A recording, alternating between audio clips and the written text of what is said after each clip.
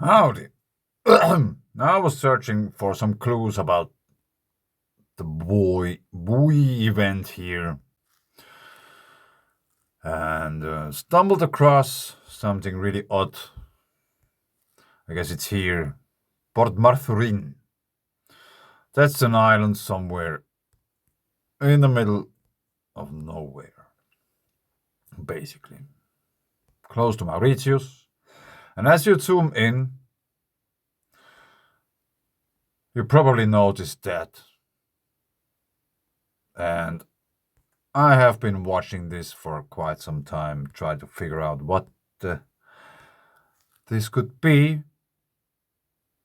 And in my video I just made an hour ago or whatever, I was talking about coastal areas being pixelated and these kind of things. And maybe this is one place where it's not pixelated. I don't know. Is that sea floor accidentally exposed on Google Earth? Or are these clouds in the evening sky? I have no idea. They might be also clouds. I made a few screenshots of that. Just a basic screenshot. And then I enhanced a bit. And I wonder really, are these clouds or is this seafloor? It could be also very well the seafloor. Since we have this thing, maybe we have that, and it would continue there. It would make sense. I don't know. But that's something really strange and really interesting. If that's not clouds, then it's even more interesting.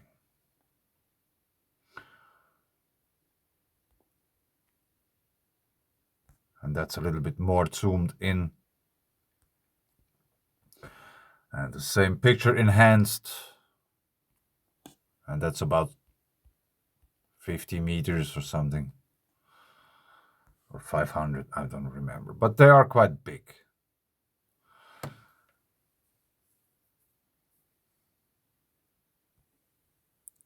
So now we have wondered about this. I wanted to show you something else as well, which is really close. In Madagascar. You want to go. I think it's here somewhere. I need to put pictures on. Erosion. I have been talking in my recent videos about lightning strikes and those mountains in the caves and all these kind of things. And here we are in Madagascar. Tsingy Rouge. And this is what we find. Usually these kind of things, they are in caves. And obviously, this is not a cave, but nonetheless, things are sticking out of the ground by the thousands.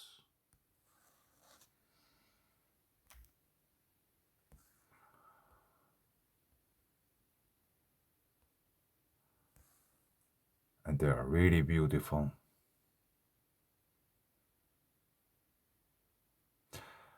And I really would like to know what continent crash would create these kind of things. But let's talk about geology. I said that geology, it's petrified weather. I wanted to show you a video recently. I didn't find it. Now I found it.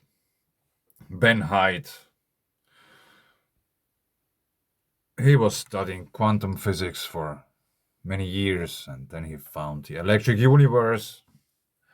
and he started to do experiments at home, and I just wanted to show you a few things, but he will make the talk mostly because he's a pro, he's a professional, an adult, he knows what he's talking about. So let's give him the word. Well, good evening. So I've done this experiment a number of times now, tweaking it just a little bit each time to see if I can get better results. And what I mean by better results, better recorded results. Apparently, we're being serenaded tonight by my daughter playing the flute and extraneous water noises. So here's the setup again. Let me show you the little tweaks that I've done, and hopefully it will aid in finding out what's going on here.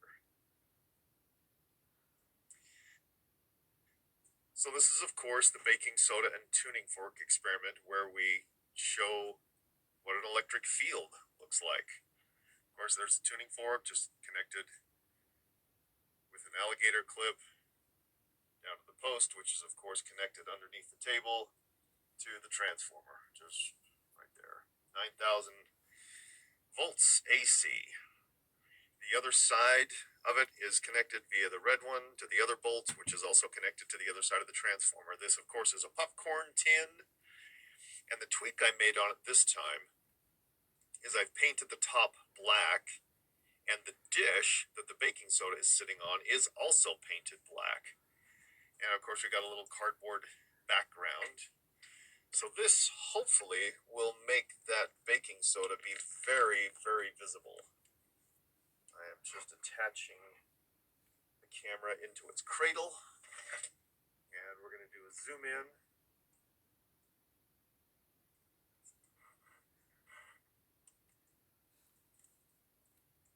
Get the light positioned on. Come on. Stay.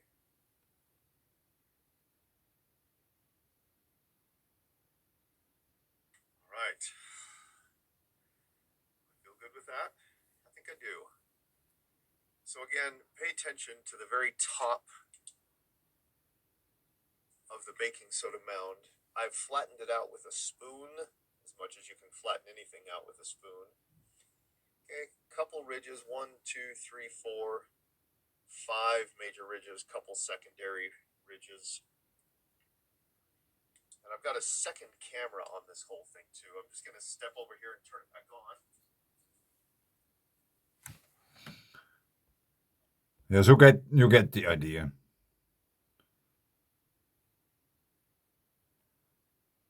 Let's go a bit further. You can watch the whole video. I recommend you to watch it. But I just wanted to show you that these things are really possible to reproduce. Okay, these two craters at the bottom of the screen are the one that joined together. That one over there in the back is the one that. Now let's go a bit back so they can see some action. Take the camera out of the cradle. A fourth one. As you can see, we're getting some erosion patterns on the insides. Looks like one crater with a raised mound. Hey, imagine that. Electricity creating a crater with a raised mound. Wow, never heard of that before. Two craters here in front, close by, have just joined. And there's so now we go further on with the video. Nor pulled up. You can. And here we go again. Now that's kind of cool. I know how it looks. You almost get it what looks like a magnetic effect, and that will, as it deteriorates, that will go down. Hi, what are you doing? Oh, it's pretty cool, isn't it? Isn't it? That's just baking. That's baking soda. What's funny is baking powder has baking soda in it.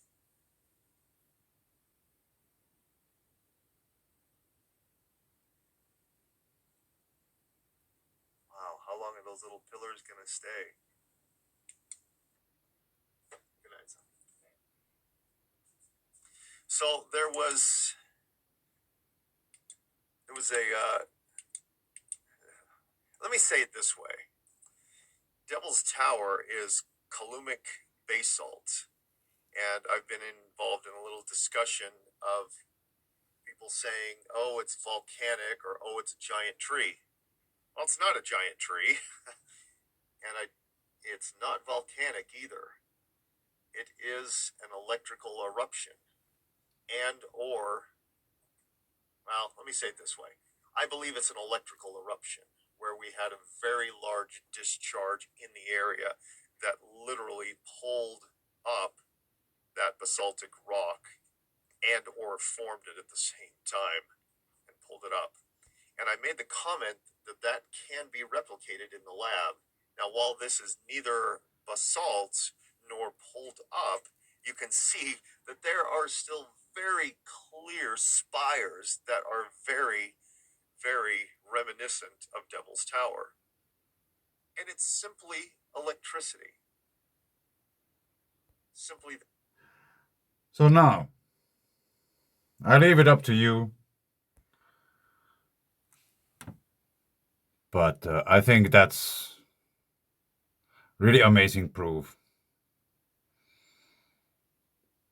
about geology, how it should be understood, which also includes timelines. This means plate tectonics, which take billions of years or whatever to create the Alps, just crushed together over millions of years, and the glaciers carved all the valleys out, and water erosion and all these kind of things. Maybe not. I guess the Alps or all the mountains. They are created, the valleys and the mountains itself, they are created simultaneously. It goes up and somewhere it will go down and will go up, and that valley, mountain.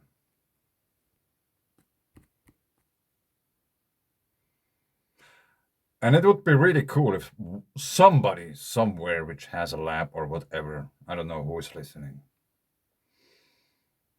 if there would be down here water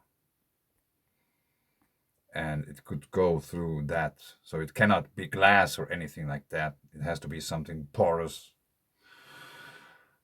And it would be interesting if there would be water rising upwards inside those pillars which are rising up, because this is now dry baking soda. There is no water included in that experiment or whatsoever. And you have also to remember, everything is scalable. There is much more energy available from the universe than Ben Hyde has available in his garage. So it is definitely scalable.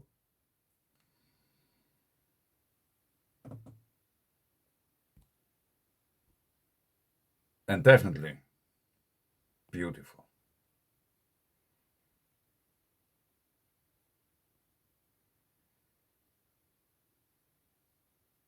I really hope that as many people as possible start to see mountains, rivers, lakes, and all these from a different kind of perspective, which will lead to many, many other discoveries. Next time when you watch the clouds or whatever, it will look different. Thank you. Bye.